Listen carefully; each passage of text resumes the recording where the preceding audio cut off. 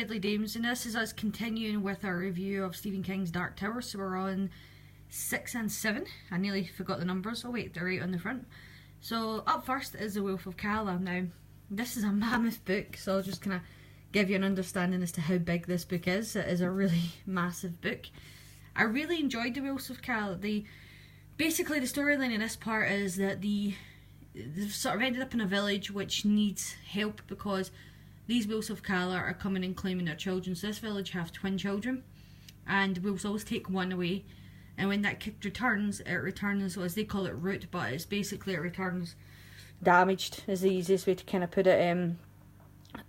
Almost like they've taken something from the children's brain and sort of changed how that kid thinks.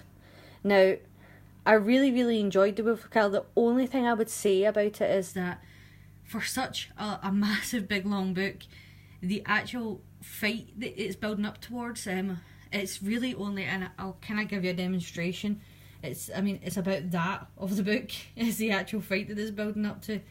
It's not taking anything away from it because I really did enjoy it, and it reintroduced the character from Salem's Lot of Callahan. I nearly forgot his name there. Who was a priest in Salem's Lot, and it kind of tells you his story, how he got here. Now, what I did like is that I read Salem's Lot again just to kind of familiarise myself with, well, that story and Callahan before reading this.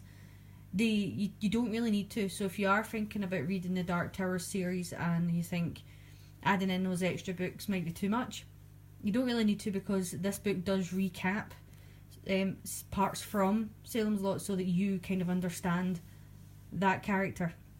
There's one little fault in this which then leads on to the Song for Susannah, but I at the time I was reading this, one of my work colleagues, he's actually read them all, and I'd happened to be speaking about another book that I'd read, and in this other book that I'd read, the author of the book referenced himself as a character, but like actually himself into his own book throughout the whole book. So he was like, oh, it reminded me of that time of, and I'm not going to say the author's name, did this in one of his books, or it reminded me of that time that this same author did this in this chapter of this, and it really made it cringeworthy for me that happened.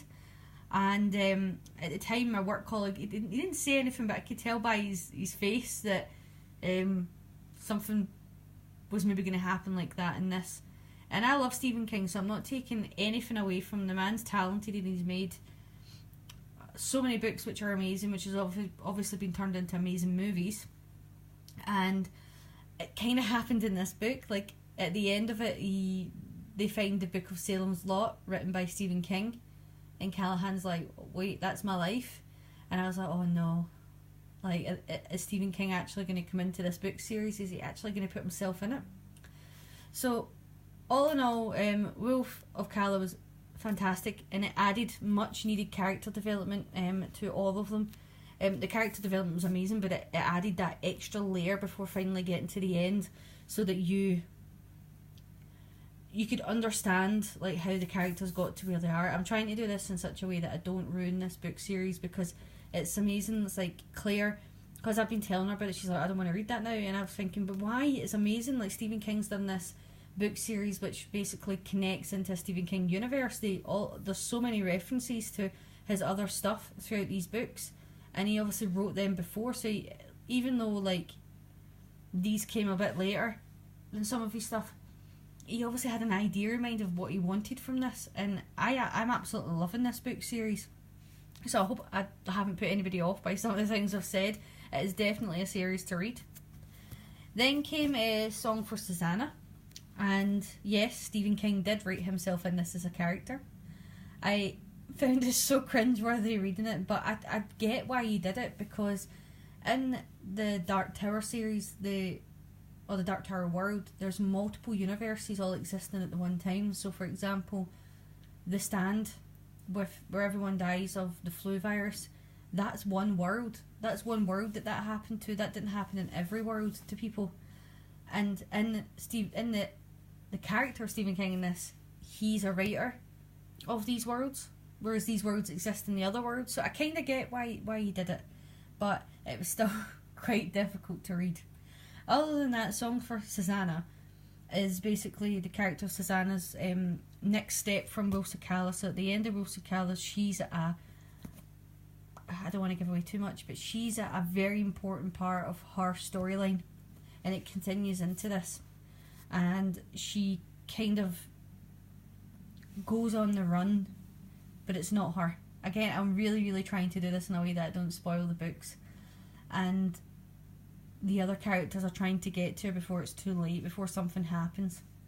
Now, in the story, it was meant to be Eddie and Roland that ended up going after, but instead it ended up being Callahan and Jake and Oi, the bumbler, that ends up going to try and save Susanna. And this book ends in such a cliffhanger with them going to hopefully get her.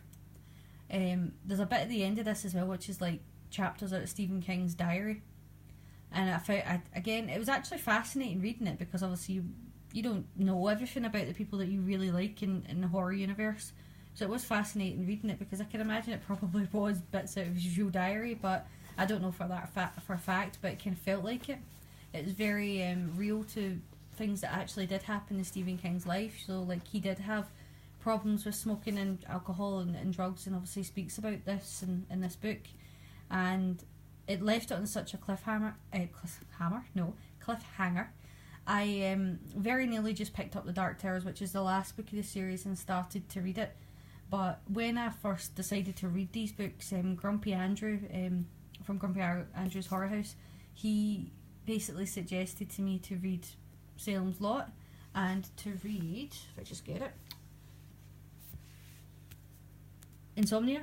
He suggested to read Insomnia before reading the final Dark Tower book, and I very nearly skipped this one because I was desperate to know what happened next. But sometimes when you're reading such a long book series, you do need little breaks in between, so that when you get to the next one, you like it, it's so much more special. I'm actually really enjoying Insomnia so far. I'm not massive through it. As you can see, it's a very grubby second-hand book, as you can see, but it's doing the job that I need it to do. And I can see why, even the small part that I'm through so far, why he suggested reading this, because they've already referenced, like, the Man in Black. They've already referenced them in this, so I'm really curious as to where this goes. So next I'm reading Insomnia, and then I'm going to read the final part of the Dark Tower series. And I think I may take a little Stephen King break. However, it may depend on how the series ends. I might want to go and try and find other books that are related to the Dark Towers, because there's so many of them, you know. The Shining, Carrie, The Stand, It. I think it's Eyes of the Dragon. There's a short story in Hearts of Atlantis that's linked to this.